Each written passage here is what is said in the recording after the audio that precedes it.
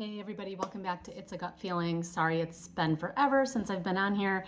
Lots has been going on, lots to catch you up on, and I'm so excited because I actually have another great doctor that I found. I think I mentioned on the last video that I was headed to a specialist, a gastroenterologist that was functional medicine, and she actually specializes in SIBO and gut health and all those things, and she uncovered something that I had never even heard of. And of course, I'm going to share it with all of you because now I'm like, oh my gosh, who else has this and has no idea?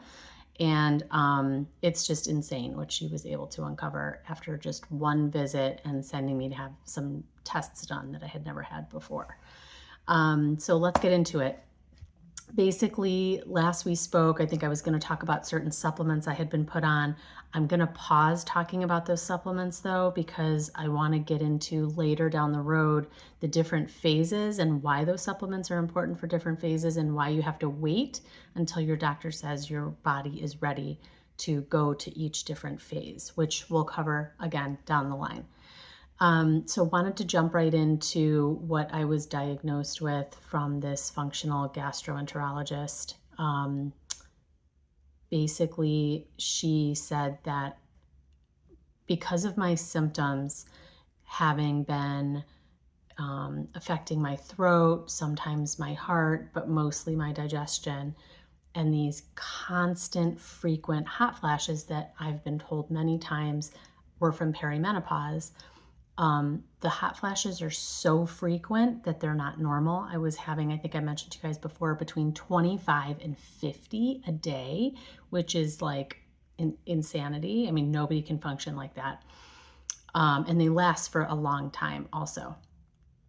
So that was one of the things, but one of the key things was when I had been on the macrobid and had the drug-induced lupus, I had taken a Benadryl, and it had subsided some of my symptoms. Most of my symptoms, I was able to complete the rest of my vacation that I was on, hiking and things like that, after having taken the Benadryl, which she was like, that is really interesting. And I mentioned that at the tail end of our appointment. So had I not mentioned that, I would have never found out what I actually have wrong.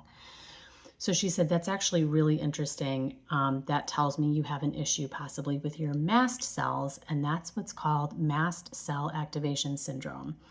And what that means is one or two of the organ systems are typically affected by this, and it comes on with a variety of different symptoms, right? Like your whole system can actually get flooded with a lot of different things, which is what happened to me when I had the lupus, and they couldn't pinpoint what it was.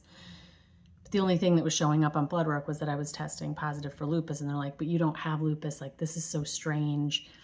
But I did, because the drug was causing that. So what MCAS boils down to is a histamine response. Your mast cells are activated as a white blood cell. They're part of the white blood cell family, and they attack toxins, they attack, infections, pathogens, things like that. And they're near the gut, is what my doctor explained to me. So when you have something like leaky gut and you have toxins constantly dumping into your system, it's not abnormal for those to kick the mast cells into gear. And what happens is over time, when you just have this constant toxic load, the mast cells release and they start attacking all these different systems in your body. So for me, my symptom was 50 plus hot flashes a day. Plus I was having burning limbs. My arms and legs would burn, especially during exercise. I also have poor lymphatic drainage, so I don't sweat easily, especially through my face and other parts of my body. It's just very difficult for me to sweat, and so I'm not getting rid of toxins. And if you're not going to the bathroom either, and you're not sweating, those toxins are just recirculating, and your body goes into overdrive, and your mast cells go into overdrive.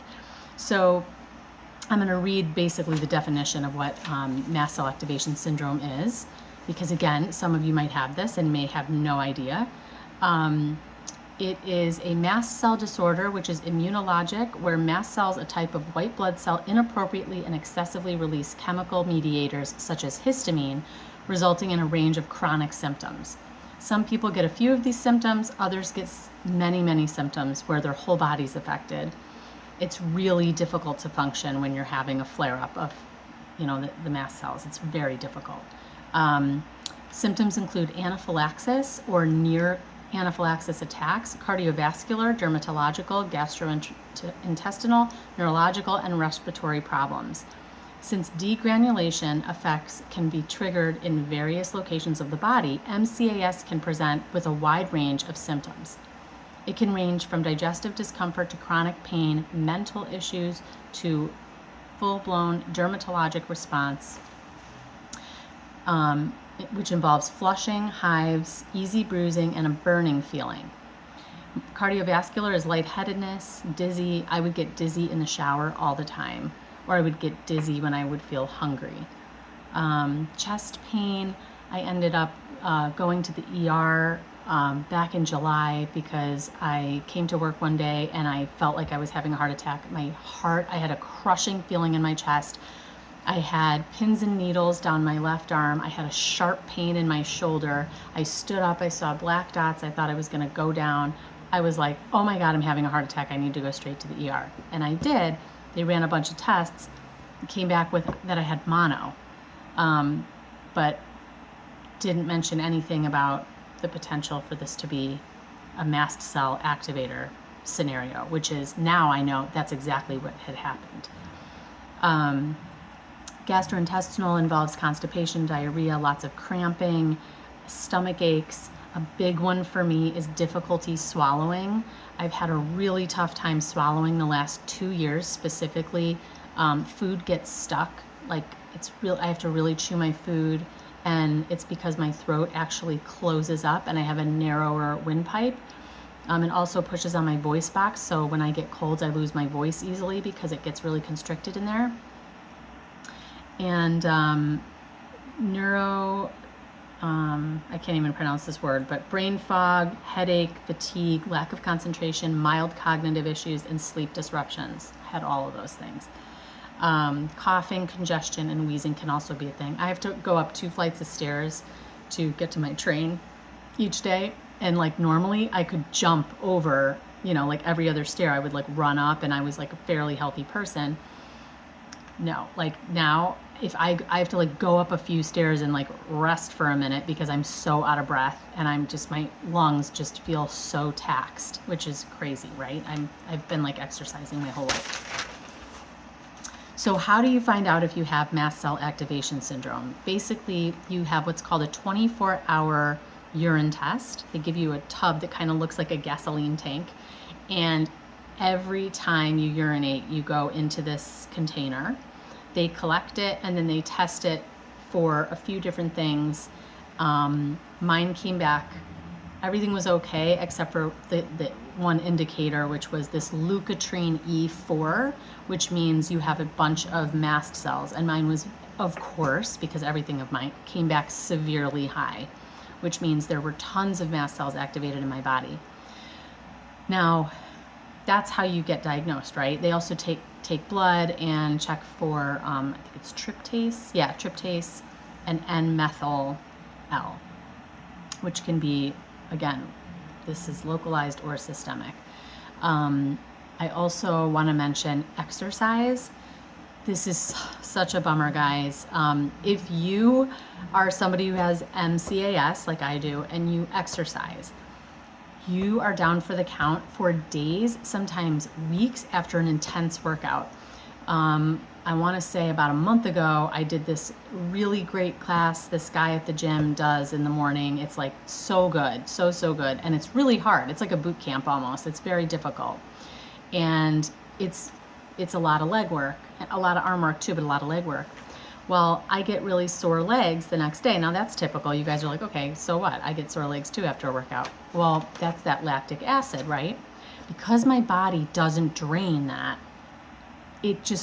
that lactic acid just circulates for a month. I had such severe pain in my legs. I was icing my legs. My husband who's a chiropractor, was giving me leg massages. I know, don't feel too bad for me. It's the great perk that he gives me these massages. But no, and then like taking like salt baths, like just trying so hard to get the pain to go away. My family actually just did a Spartan race, and I couldn't do it with them because my legs were in such bad shape. They just hurt all the time.